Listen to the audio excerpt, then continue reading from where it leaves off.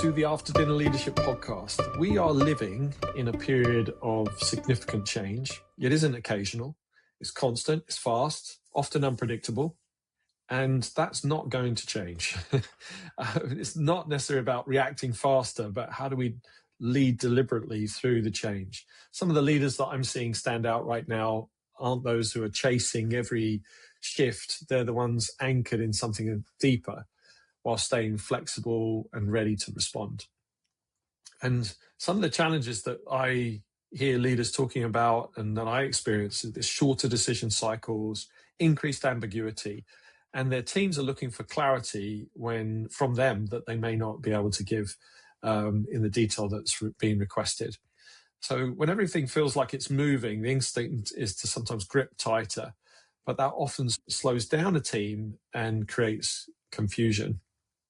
Welcome back to the After Dinner Leadership Podcast. It's lovely to have you here. My guest today is Zoe Thompson, and I'll introduce her to you in a few minutes' time. And we talk about this, amongst other things, this speed of change and how do we lead in change with consistency. I think values are a really important part of this conversation, because what values do, our personal values, our leadership values, what's really important to us, that creates a certain amount of consistency when circumstances that we're facing are inconsistent. And it can help teams to predict more easily how you will lead, even when there's lots of uncertainty in the market or within the organization. So, for example, if one of your core values is transparency, in fast-moving conditions, your team still know that they're going to get honesty and get some honest updates, even if the answer is, we don't know what the answer is. And people need that consistency, and values really can help to provide that. So doing the hard graft of working out what those values are for you, and being consistent to those values makes a big difference. The values provide stability. Your methods, your plans, your structures provide the flexibility, the adaptability. And both these things, whilst there's kind of a tension, there's a healthy tension in helping you to deal with shortening feedback loops and helping teams and yourself to experiment rather than strive for perfection. I think there's a really core idea here that great leadership during change is holding both those things at once. Clarity on what won't change, our values, our purpose, our standards, and our openness on what must change, which might be around process, our plans, our priorities. So really encourage you to do the hard work on the why and being firm on the why, and then also being flexible on the how. Both of those things can coexist. And what I'd love you to consider as you listen to this conversation with Zoe, between Zoe and I, which is, what are the non-negotiables in how you lead? Where might you be holding on too tightly to a plan that needs to evolve? And then the third question, how clear is your team on both of those things? So pick one thing this week where you consciously anchor in your values, but adapt your approach. So let's listen to this conversation between Zoe and I, and how you can practically lead your team through rapid change without losing clarity, trust, or direction.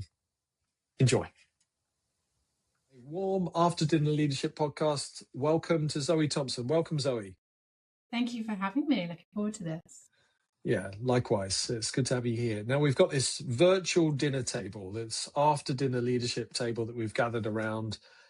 I'm intrigued to know, what food reminds you of your childhood? It has to be my mum's roast dinner, without a doubt. Okay. And what is it about your mum's roast particularly that stands out? So my mum actually doesn't enjoy cooking. I love cooking, but my mum doesn't enjoy cooking. So I know it's not the cooking for her. I think what she loved about cooking a roast dinner was that it brought family together. And I think that's probably where I have fond memories too. So it was good food around the table, but also big family events, which is always enjoyable. Yeah, I think that's something in humanity, isn't it? The power of food as a connection point, yeah, to build relationships and create memories around. Yeah, it's a strange thing, that, isn't it? You could say, come over for a chat on a Sunday afternoon, but if you say come over for a roast, It's It's so like, and the different. conversation then is attached to the food, isn't it? It's great. Yeah, I love cooking and I love baking, and often I'll say, "Come over and I'll make a cake. What's your favorite cake?" And I'll pop a cake in the oven, and it's always nice to connect people's favorite baked goods and use that as an opportunity to invite people over as well. So yeah, I like that. Brilliant. Great. Well, you're in the leadership and performance coaching space and spend a lot of time working with leaders. Today, we'll get some reflections on that, I'm sure, but it's also about you as a leader and thinking about your reflections over your career. And you've been a leader since quite a young age. And so I'd love to find out from you, what 3 leadership lessons do you wish you'd learned earlier? It was hard to pin it down to 3. I think when you Yes. work in leadership for so long, there's always lots and lots of lessons. I think the first one is that age isn't the factor that we often think it is. So, as you said, I was young when I first went into leadership. I had only been in the organization for 3 years at that point. So, I initially was not thinking to apply for a leadership role when it came up because of my age and because of my level of experience. And I think what I learned over the years is that age and experience are not always relative to the leadership roles. It's a very different skill set to being very good in the technical aspects of a role. I think often people have lots of experience. They're high performers. They're very good at what they do. That doesn't necessarily mean that transitions well or translates well into a leadership role. It's a different set Yeah. of skills. So I think for me, that first lesson was that age and experience are not always a factor. And I'm definitely seeing that now, because the world is moving so quickly and things are evolving so quickly that often there are people that are new into organizations, younger in age, younger in terms of experience, but actually know a lot more about different areas than perhaps people that have been in a role for 20, 30 years. So I still stand by that, but it did take me a little while to learn that. So Understood. that's definitely the first one. Great. The second one, you will never know everything. Get comfortable with saying, I don't know. I think that's something in the police it is encouraged, because you can't blag, you can't make up information, because it puts people at risk. It's really important to say when you don't know, say when you don't have enough information. And that was a great lesson really early on, to be very comfortable as a leader saying, I don't know. There's Yeah. somebody else in the team who knows more than I do, and being okay with saying, actually, let me take that away and come back to you. And I think the third thing, there are many different styles of leader. You have to find your own unique style that sits comfortably with you, aligns with who you are and how you want to show up as a leader. And that's okay. I think historically we have seen leaders who are very similar in types of character. They're very similar in the way they communicate. And I think that is shifting, and it's shifting quite rapidly. And it's great, certainly from my perspective in that coaching role, to see different types of leaders come through. Those that are more quietly spoken, those that are more reflective, those that are very loud and confident in themselves, and just seeing that whole range of individuals stepping in and leading really well. So I think that would be my third thing, is always be you and find your way of leading that aligns with how you want to show up as a leader, that legacy you want to leave as a leader, and how you want people to remember you as a leader. Yeah, great. Thank you. And so let me play those back. So we've got the first point, which is around age isn't the factor that we think it is. So age and experience are not the same thing, and it's not always critical. So there's something in that. Second point, you'll never know everything. It's okay to say I don't know. No blagging. And the third is there are many styles. Find the unique version of you. Be you as a leader, and work out what that is, the legacy that you want to leave. Yeah. Yeah. Is that fair? Yeah, Yep. it's very, very accurately summed up. All right, so let's go to that last one. I want to go to that Mm. last one first and think about this idea of this leaving the legacy and working that out. And so we've got this as a lesson we wish you'd learned earlier.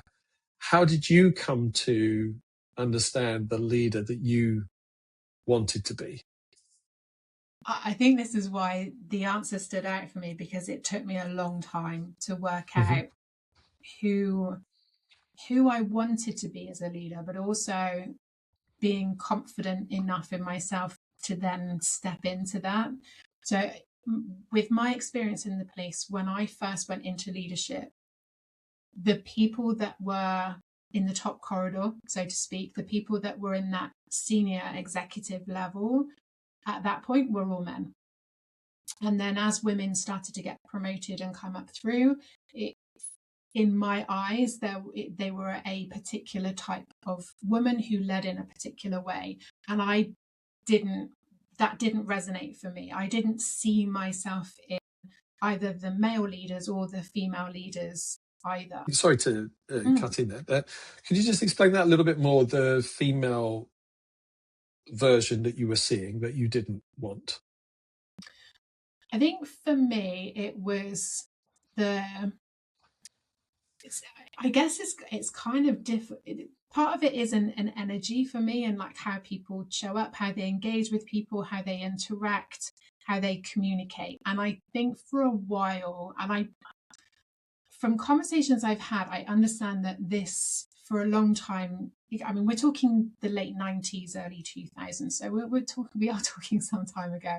And I Yes. think for a while, in women who were trying to get into those senior positions were emulating how men were leading.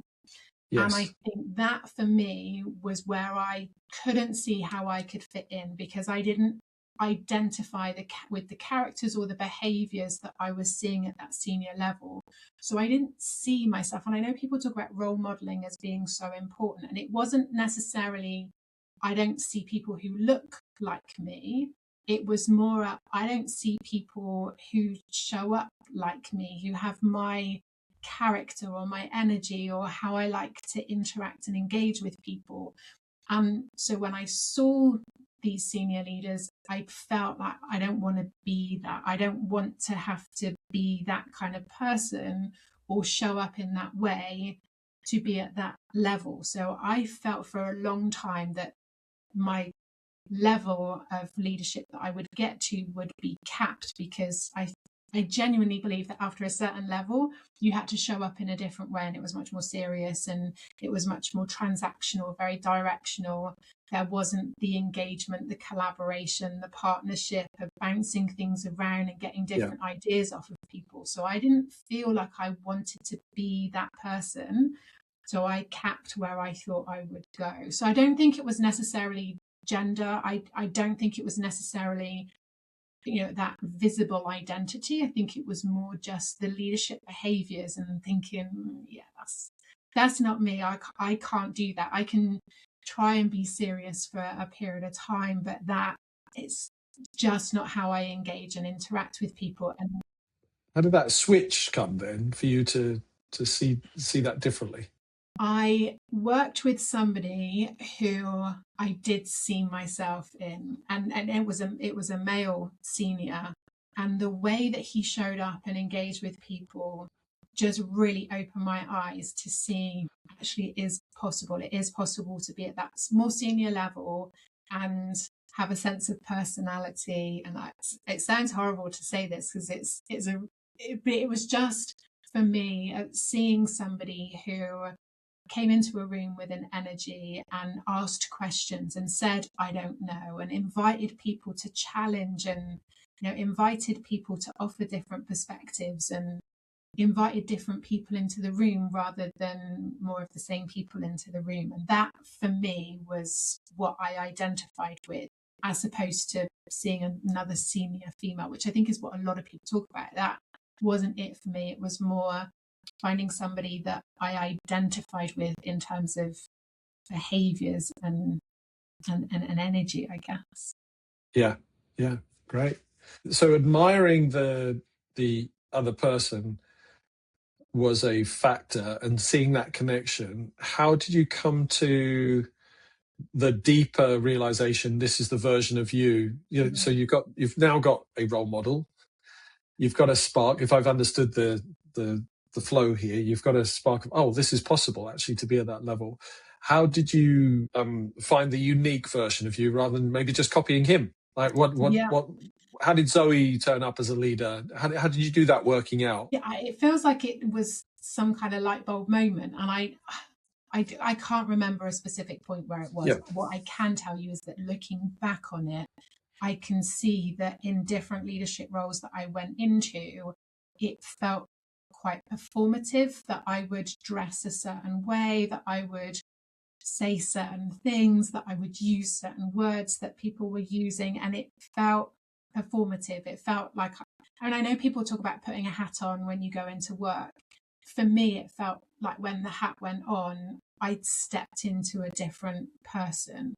And I think for me, over time, it's exhausting trying to think about how you're going to show up. And I think working with this other individual, I relaxed and I found myself working in that close space with him of just commenting in meetings, just throwing out a challenge in a meeting and being more confident with saying, actually, I don't think I agree with that. And I think that really helped me to see that, through experience, that it was okay to show up as me, because I am a challenging person. I do like to offer challenge. I do like to throw out different perspectives. Probably why I enjoy coaching so much, that curiosity of asking different questions and exploring different perspectives. And I think working in close proximity with this manager gave me the opportunity to just be me and be me at a senior level. And I think that's almost when the light bulb went on of, okay, that explains why all of the rest of those roles were so exhausting, because I wasn't being me. I bought the jackets with the shoulder pads and I wore heels and suits because that's what I thought we were supposed to wear. And I would use long words that I would never use outside of the office. And it just, I think I recognized how performative I had been, which I don't think I had actually realized up until that point.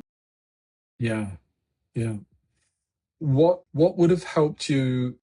Because some of that's you're going to learn through process and just it happening. What would have helped that realization come a bit earlier? I guess another version of that is, what advice would you give to someone who is in maybe their early 20s, or coming back to your first point maybe, and how do they arrive at that realization earlier than you have, perhaps? I would like to think that there are more variants of leaders out there now for people to see that you can show up in a way that works for you. I think it's difficult, isn't it? Because I think part of my answer then was going to be, you look for people who you identify with and use those as a role model, and you model those behaviors rather than mirror them. At the same time, if you don't have people like that, then it's very hard to see how you would make that work at that level. So I think we do need role models to be able to model and encourage and give us the confidence to show up a certain way. So I would encourage people to look for people who they do feel that sense of connection in terms of identity with, but at the same time, you still got to work it out for you anyway. So even though you might see somebody who you think, I love that energy, I love how they show up as the leader, you're not going to mirror that and replicate it. It's not a copy and paste. It's more, okay, what do I love about it? What is it that I love that they do that works really well for them? And then what does that look like for me? And I think it's a question I ask my clients, okay, look at who you see when you sit around the table. What do you see leaders do that you really admire, that you really respect? But then ask the question, what would that look like for me, rather than, okay, let me model mirror the body language or mirror Yes. the phrases they use to actually translate that. What does that mean for me? Yeah. One of the things that we spoke about before we press record today was your values. You offered that in as a way of quickly getting to know you. We've only met for the first time today, so Zoe, I can't help thinking that that is somehow connected here. That knowing what those are for you is a compass bearing, a north star, an anchor. I don't know what the best analogy is for you, but is there a link for you in that, in terms of knowing those values and showing up as a leader? And if so, how Yeah. did you come to those values then?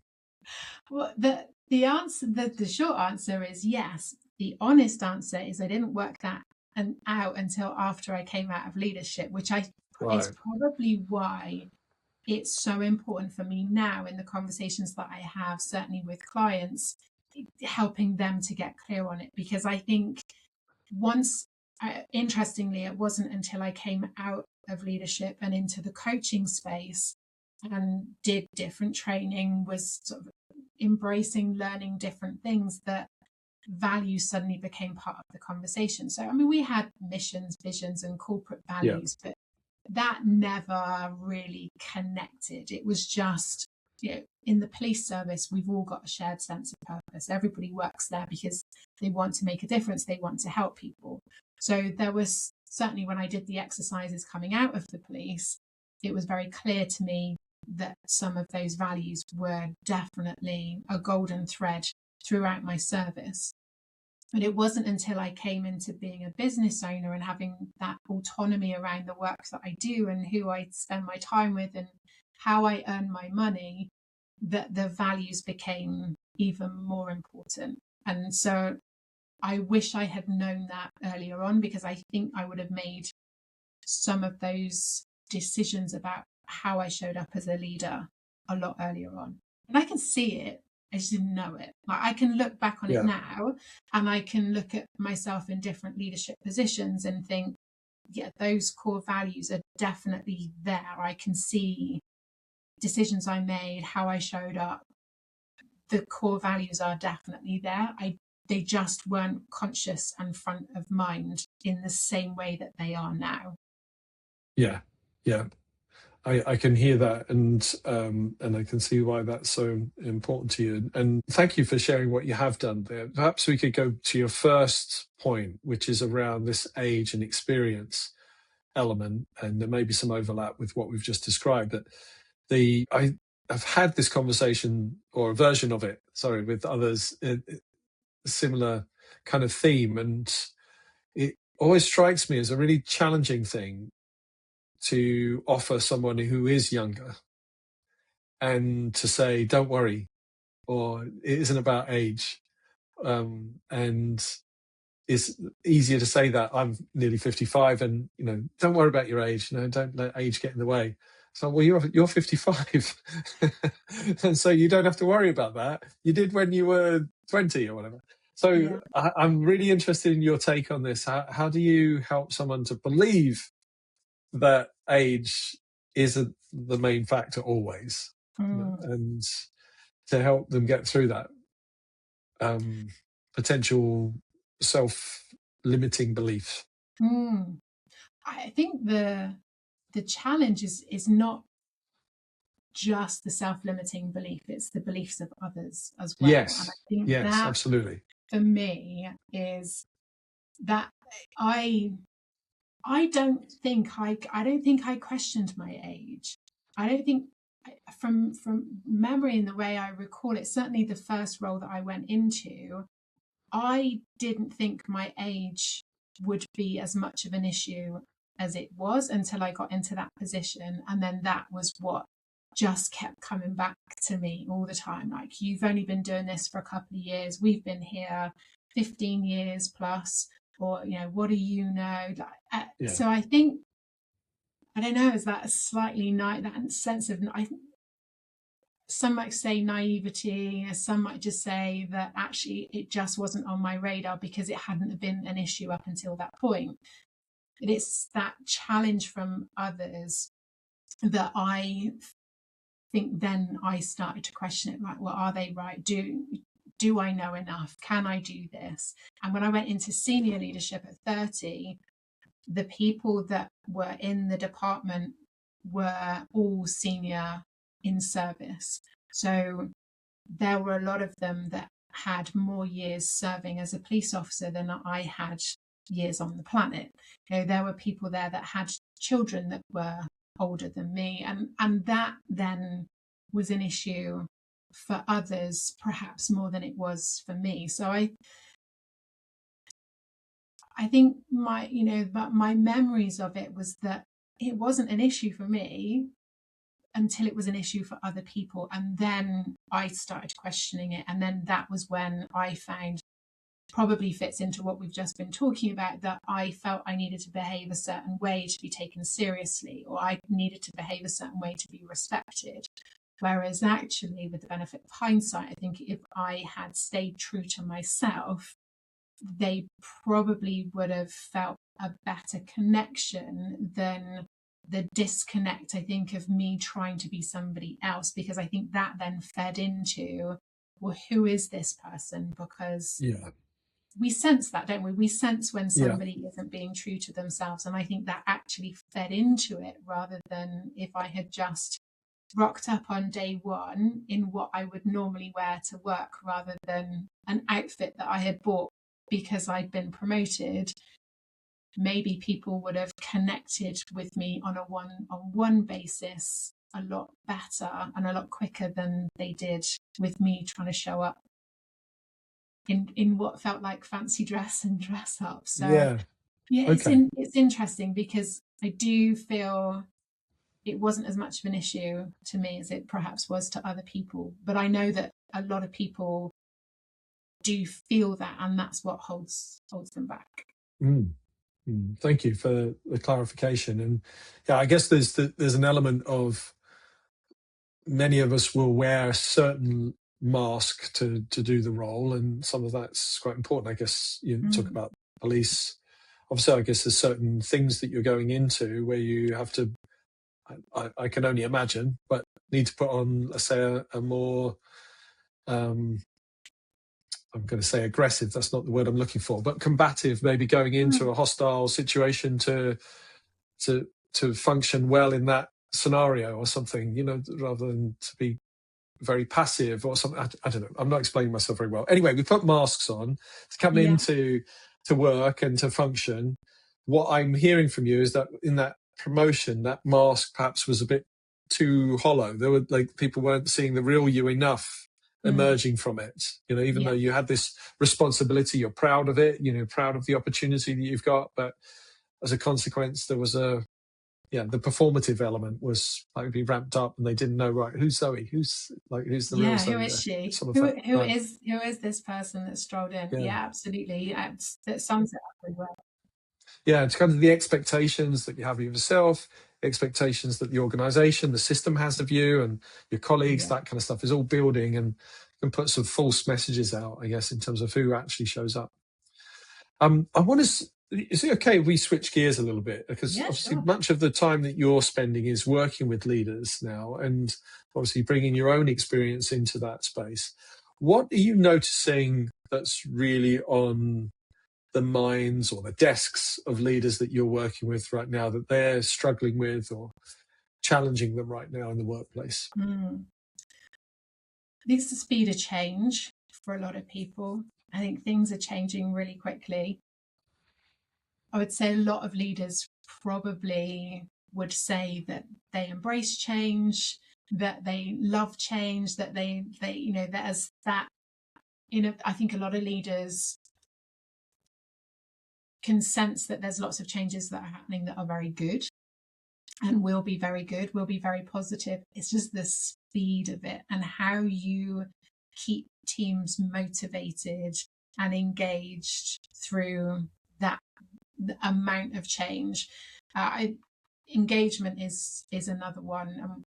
One of the one of the reports that I read a couple of months ago, the Gallup report that talks about that lack of engagement now, which is it's global, it's not industry specific, but I think that also is very reflective of what I'm hearing from leaders. They're struggling to keep people engaged. And I think there's a question around whether or not, I think there's a question from leaders of whether or not their people are staying because they want to stay, or they're staying because the job market doesn't give them options to be able to leave. And then you've got people that are there almost with that scarcity mindset rather than they're there because they want to be there.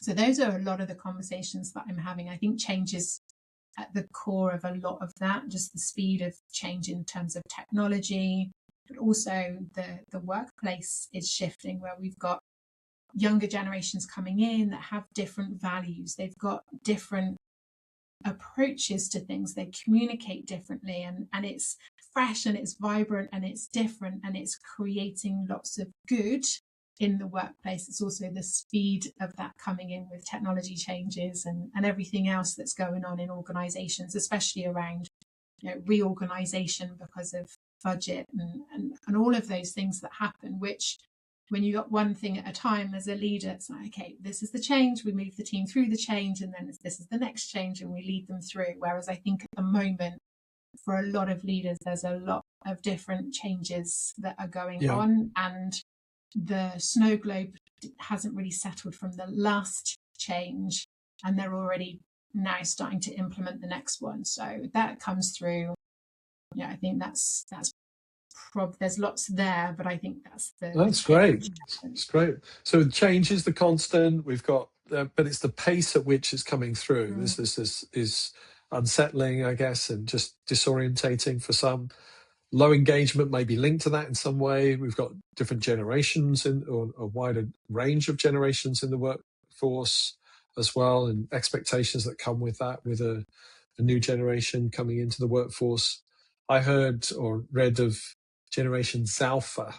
We had a work experience student who was outstanding last week, and we were trying to work out what generation he was from, and I Googled it. He was Generation Alpha. He was between Z and Alpha. Born 2011. He was fantastic. So what do we do about that then? I'm a young leader. I've just maybe starting up in my management career, and I've worked out who I am. So I've got my sense of my unique version, but I've got all of this stuff going on. How do I deal with it? Big question. I think you as a leader, you have to ground yourself in the process. The analogy that I often use is asking the question, like, when there is turbulence on an aircraft, who do we look to for the reassurance? We look to the staff. And if the staff are not panicking, we use that information to just calm the nerves. We use that to have that internal dialogue, like, they're not panicking, so everything must be okay. And I think that's the same for leaders. When there is a lot of change, everybody is looking to the leader. And if the leader is not grounded, or does not appear grounded, even if it's chaos inside, that's what then unsettles the rest of the team. So I think that sense of clarity over what is happening, what can I control, what can I influence, and what is outside of my control. And then also being very clear on the direction. So what are we heading towards? And then working out those steps to get there, but also having conversations with the team and asking questions around what their concerns are. And had this conversation with some HR leaders last week, actually, in a CIPD talk. And they was asking about the balance between showing that vulnerability as a leader. Where is that balance between saying, I'm struggling with this change, or this is uncomfortable for me too, and showing the human side of you as a leader and that vulnerability, which we see a lot of people talk about, but also having that strength and calm and clarity as a leader, and where is the balance? And I think that for a lot of people is part of the challenge of how do we engage and relate to those on our team, but also still be seen as the person that is there to lead them through that change. And I think it's good, important, incredibly important to create that psychological safe space so that people can say, I'm worried about this, I don't like this, this is what's keeping me up at night, this is what, the risks that I see coming, but then also steering those conversations into solutions and ways forward. And I think that for me is what good leaders are able to do. They are grounded in themselves, in how they want to lead their team through it, but there's enough flexibility that they are confident enough to show some vulnerability, to create a safe space, to invite different perspectives and challenge and fears and risks and all of the things that you as a leader need to know what your team are thinking, and be able to engage with them on that, but then also ask them the questions that steer those conversations away from that negative space into positive solutions, and how do we move this forward as a team. So I think there's a balance for me in staying grounded but being flexible, opening up the conversations, and then using those conversations to steer your team forward into that solution forward focused Yeah. conversation. Yeah. So there's, still I haven't going to try an airline analogy here, but we've still got a very clear sense of the destination that we're going to. We've got the turbulence going on, but we are going to need to slow down a little bit because of the turbulence, or we are going to take a slightly different route. So I've got that flexibility to change course, make a little bit of a detour if I need to in terms of style, but I still know that I'm trying to land in Heathrow, for example. Which is what good pilots do, isn't it? They come over the tannoy and they show empathy. They acknowledge that there's some concerns on the flight, but they're very honest about what's happening. Like, there is going to be some turbulence. They give some reassurance, but then they also tell you what the plan is. We're going to steer a different course. We're going to go higher. We're going to go lower, faster, slower, whatever that looks like. And that, I mean, it's a great analogy. That's what a really good pilot does, isn't it? They acknowledge and they empathize, and then they tell you how they're taking everybody forward. And that for me is what a great leader does. It meets people where they're at and then leads people through it. Yeah. Nice. Great. Excellent. Well, thank you for that. What is on your mind in terms of a key thing that you're noticing that managers could be focusing on right now? I know we've talked a little bit about the change, but in terms of things that have come up through your coaching practice or anything like that you think, actually, this is something that is worth paying attention to, just with all those factors that are going on? Anything else that comes up for you in that space? This probably ties into what we've just been talking about a little bit, and that's resilience. I think a lot of conversations are starting with managers or organizations saying that they want to help their people to be more resilient. The conversation or the question that I'm going back to them with is, how resilient is the organization? Because lots of resilient individuals in an organization that is not resilient is like water in a leaky bucket. And I think a lot of organizations are recognizing that resilience is important. The focus is on helping individuals to be more resilient and overlooking, how do I create resilient teams, and how do I make sure that the organization, in terms of its system and its structure, is resilient. And I think that widening that conversation, that it's more than well-being for your people, this is like future-proofing your individuals, also making sure that your organization is future-proof as well. So that's where I'm asking different questions to help leaders think about it slightly differently. Yes, it's important that we equip our individuals and we help them to become more resilient, because that's a benefit to everybody, we also need to ask the question of, you as a leader, how do you build a resilient team? And as an organization, how are you checking in with your systems and your processes and your big picture world of the organization, and making sure that that is also resilient? Yeah, amazing. Yeah, I can see that being such an important factor for, we're linking back to many things we've talked about, the change, the speed of change, maintaining your energy and being able to turn up with this best version of you. It's hard to do if you're physically drained, and it's such a key part to be able to lead well. Okay, Zoe, so the listener will not know because it will be seamless, but we have just had quite a significant technical challenge where your internet completely dropped. So it's nice to have you back in the room, and sort of reconnect. So we'll just call it out because we're not wearing masks, are we? We're going to be the version of us, No, and the version of us is messy at times. Is that right? And was not as calm and controlled as I had just been talking about. There was a real panic. So these things happen, but let's move to bring this towards its conclusion anyway. And I'd love to just find out from you what's been a takeaway for you from the conversation today, just something that's emerged for you.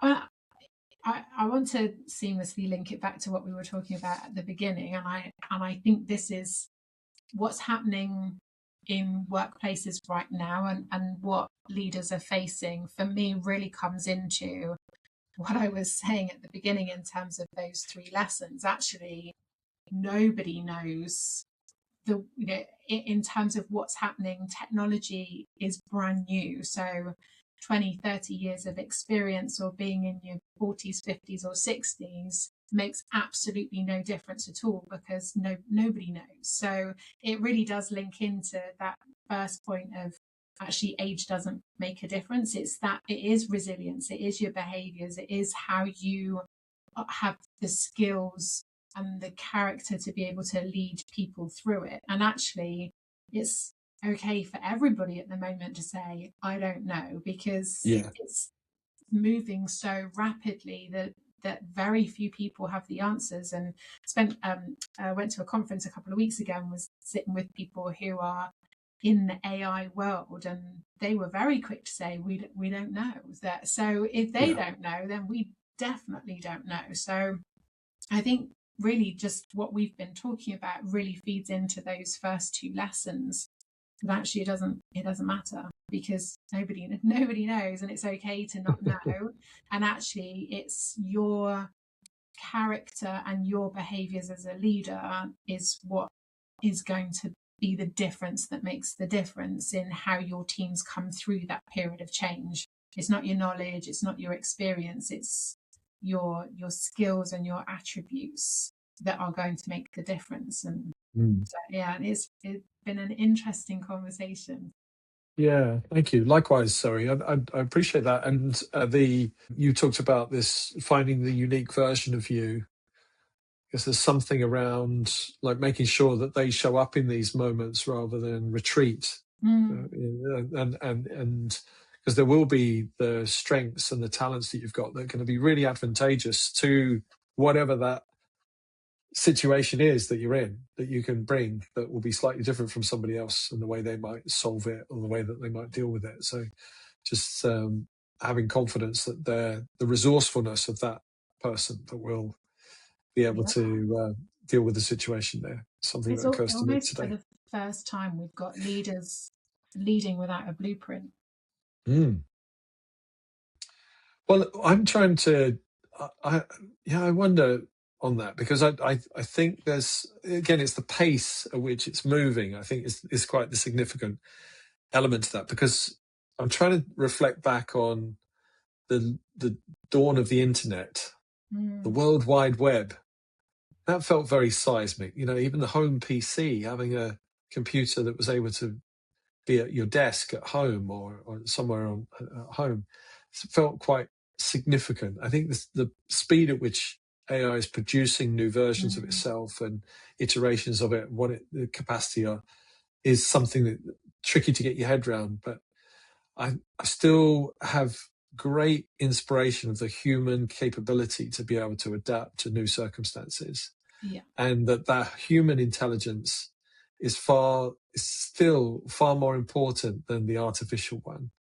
And how do we make use of this as a tool that maximizes and multiplies human capacity rather than we outsource our humanness to artificial intelligence? Yeah. That's my fear, is that in the quest for efficiency, we sell up the human, some of our humanity. And I think this is why leadership is going to become even more important, because AI can't connect with your team of humans. It can't bring people together. I think what certainly in my years of experience, what I've seen from really good leaders can't be replicated through technology. And I'm a huge fan of AI and technology and all of the things it's able to do. I don't see how it can replicate some of the work that we do as coaches and what a lot of really good leaders do. I think it's going to show us who the best leaders are. I think it's going to elevate leadership. Sorry, this is the conversation after dinner. Like now it feels like we're in the space of the conversation, because it is. I think what AI is getting very good at is pretending. Sorry, that's unfair. The humans using it are believing that it has that capacity, and so we've got this false versions of bringing people together, and it was quick. We got the answer. It took 5 minutes. So why do we need to meet? Well, we need to meet because we want people to buy in to the decision. We don't just need a decision. Anyone could have done that. It's like how do we get people to implement that thing and want to do it and see it as necessary and believe in it, believe in something, have that vision, have a meaning behind it. It's not just an answer that they were seeking. It was like the meaning in the answer is as important to make this thing happen and to last and be sustained beyond a few weeks. So anyone can come up with a quick answer, and AI is going to deliver those really fast and that. But do we want to do that thing? Is it just a variation of AI slop? That like, what's the quality of that we really want to put? And I'm a big fan of AI, by the way. If anyone thinks otherwise, I'd just use it wisely. But AI for me is like the logical part of our brain. So we can use technology to replicate the logic side of things. But I don't think that AI anytime, she says, please don't, I hope this doesn't come back to bite me, but I don't think AI at any time will replicate the emotional side of the human brain. Which is what good leaders do really well. The empathy, that putting the human at the center of it, having those conversations about their values and their needs and their fears, and being able to help a human move through that. I don't think AI will be able to do that. It might be able to replicate instructions. It's not going to connect in the same way and it's not going to do that human to human element that good leaders do really well. Yeah. It's not the same. Wow. Okay. Not the same. There we go. Now that's a conversation we weren't expecting to have, and the technology glitch has gifted that to us, hasn't it? So that's super. I'm glad it did. Great. Well, if someone wants to reach out, Zoe, how do they best do that? First place is to head to the website, which is my name, so zoethompson.uk. There are links in there for social media channels and YouTube, blogs, all the rest of it. So if you head to the website and find whatever your preferred way of absorbing information is, that's all linked in there. Right. Well, I wish you the very best of success in the work you're doing with leaders, and thank you so much for joining us on Around the After Dinner Leadership Table today. Thank you. Thank you. And thanks for waiting for me to come back.